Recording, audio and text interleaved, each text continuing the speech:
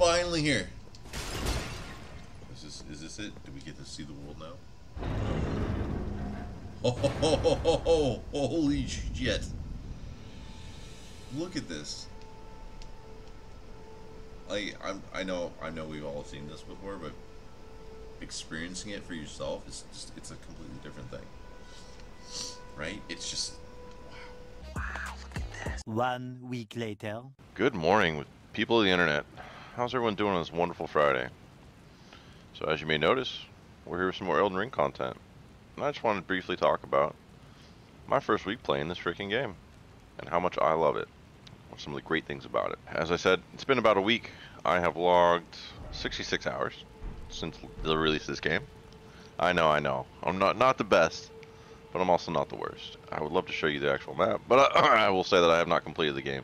But I just want to briefly talk about a few things that I think are really good and give my first impressions going forward before, you know, maybe doing a full review of the game and boss review, so on and so forth. And I think this game is pretty fucking sweet. It's very, like we all know, Dark Souls 3-esque in its gameplay. It's basically all you can say. The combat is very similar with some new adds like jump attacks. Now you could do these before, but the way the combat works is you have a jump button, it changes things. But also stealth attacks, right? You can actually sneak up, and this is something that they took from Sekiro. But then you also have counter attacks, where you hold your shield and you can hit back. It's pretty sweet. I would also like to say about the combat, I feel like there are a lot more spells and magic uses in this game, but I caveat that by saying I never really was a magic user in Dark Souls 3. Now I do intend on doing a sorcerer's run of this game, but that'll probably be after I complete my first playthrough and kind of just want to do something challenging.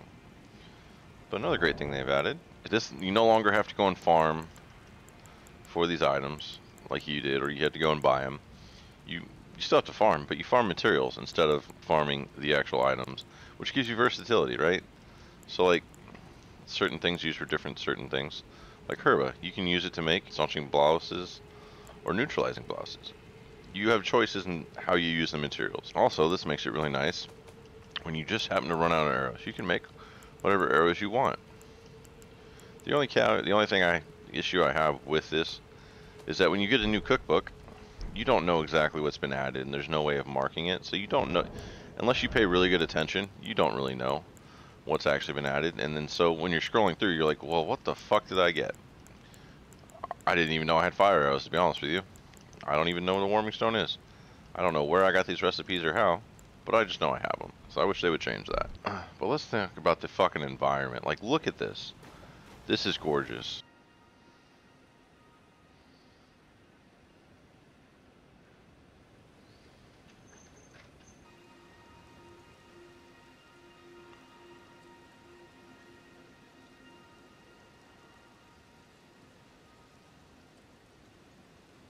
This is absolutely beautiful, and this goes back to something I was talking about the other day with one of my buddies. This world is meant to be something you immerse yourself in.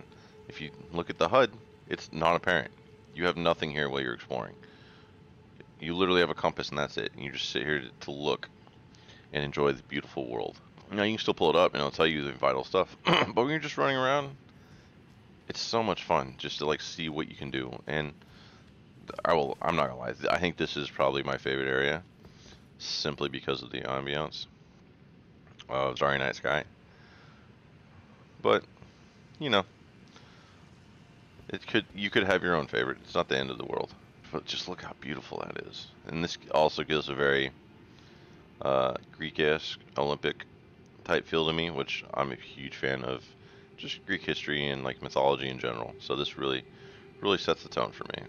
I also feel like there's a good variety in the weapons, right? And I haven't collected all of them, obviously. But you have freaking great swords with int and faith requirements that do cool things. Like this one, which goes like, that's fucking awesome. And I don't remember ever seeing something like that in Dark Souls 3. Yes, I know that they did have weapons that did stuff similar, but not as many and not with the variety. So that the way you play this game is very varied. And then obviously You can't talk about this game without talking about riding your horse, which is, I'm sorry, torrent, which is pretty freaking amazing.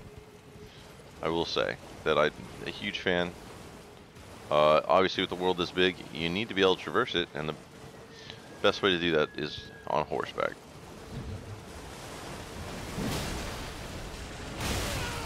Now, I will say the horseback combat's a little wonky. It's also very weapon dependent, but nonetheless, it's kind of fun. It's still fairly enjoyable. Now, enemy typing is something that's a little bit different, right? And I like the variety. I think that there's a fair amount of variety in this game. Obviously, a lot of it feels rehash, right? You know, you have the crabs. You also have skeletons. You know, we've fought before, as well as the rats. You also have the basilisks. So there's a lot of enemies, or I shouldn't say a lot. There are a few enemies that, you know, we are familiar with from other Dark Souls games. They've been kind of staples. Like basilisks, I think have been around since Dark Souls 1. Crabs was a thing from Dark Souls 3. I will say they feel awfully weak in this game by comparison to their counterpart. But look at these guys.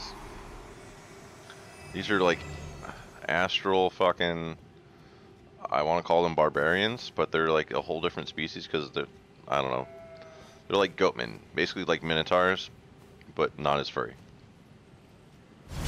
And these are a new enemy. They're really, these bow guys are really annoying. But there's also a lot of the knights and stuff. They feel different too. I will say that about this game by comparison to Dark Souls 3. Even though we had a lot of knights in that world, and Dark Souls 1 and 2, they just feel different. They don't feel the same. Yes, there are a lot of rehash enemies, but there's also a lot of unique ones that are new to this world, which is fucking lovely. Like, look at this. How could you not be excited about this? I feel like they've also done a lot and given you a lot to do in the world. There's just so much to explore. There's so much to do. And it's not hard for someone to get lost and just go down a side path. Like, I came down here by complete accident, not really knowing what I was doing. I just happened to stumble down a well, and then boom, I was down here. I since have cleared the area, and I'm working on one of the storylines for this area. But I want to talk about something else. So, but when it comes to things to do in the world, there's also a lot of little dungeons and shit to find. It pays off to go and see what's in every little nook and every corner, right? Because you'll find shit all the time. Like, look at all this. A lot of these are just locations of just like ruins you need to clear out, or little dungeons you need to do to get to other places. Or you have these like summoning circles that are like challenge bosses that are fun. And there's also mines you need to go find to farm materials for upgrading your weapon. Then you have your divine towers which upgrade your runes, like this one. There's just so much to do here.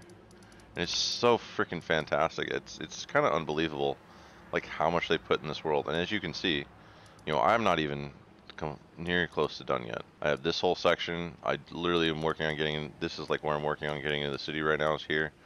And I got to fill out, you know, this part of the map. Obviously, it's not all going to be full of fucking land base, but there's going to be stuff here.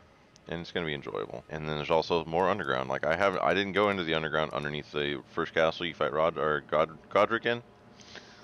I haven't been over here yet. So there's all kinds of shit you can do and find ways around doing, and it's fun. The world feels good. It feels fun to explore. It's fun just to run around and see what's out there.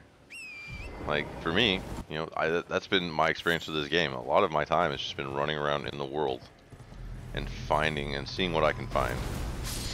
I will say that I feel, one of my attractions is I feel like this game, its pacing can become really easy. Some of the challenges, particularly when it comes to the dungeons, they're just not really challenging. They don't feel challenging at all. If you're a Souls veteran, you can do most of the dungeons in one shot. Like you won't even really need to go back or, you know, cut back in or cut back out, come back for later. You're a fucking idiot. I'm dead here. I'm a clown. Yep. As I say, it doesn't feel particularly challenging. I fucking died of it. As I was saying, some of the dungeons and areas, they just don't feel all that challenging, and I wish that they were more maze-like and kind of more puzzly. And don't get me wrong, there's a bit of challenge to most of them in terms of navigating it, but they're more gimmicky than, you know, actually having to solve a puzzle. Think like Skyrim dungeons. You know, you had to, like, a lot of them, there was a lot of little puzzles in them that were a little bit better. Or like Legend, I don't want like Legend of Zelda level puzzles, 'cause that's just can become frustrating after a while. You know, besides just running through and finding a lever. With the being able to summon things whenever you're like near enemies and in combat, I feel like that mechanic was definitely made to help people out. I'm okay with them making the game more friendly to newer players, which I think is definitely something they did. I expected more challenge from, you know, certain dungeons. Granted, I also played this game out of order, so I did this, and then I went and like did all this. So by the time I got to this, which is this more natural progression of the boss of the story, I was way overtuned and was kind of just wrecking face. All in all, I think this game is really solid. I think it's, you know, it has lived up to the hype for me. Now, do keep in mind that I play on Xbox One, and I have had very few issues performance-wise. You know, I did have one time where I jumped on my horse and it like didn't load in. I was like stuck in midair until it killed me. And then there's been some like issues with graphics, mostly when it's at distance. But other than that, this game looks beautiful. It runs great. I haven't crashed, and my frame rate stays, you know, fairly much the same. But thank you guys, and I think that's gonna be it for now. Probably do some more videos in the future. Like I said, I definitely probably want to do a boss ranking video, but that'll be a ways down because there's just so many bosses to do in this game. It's, you know, it's kind of ridiculous just how much there is. So, but I look forward to doing that, and I might, you know, do some other stuff. But other than that, I just want to say thank you all, and have a good weekend. Toodles.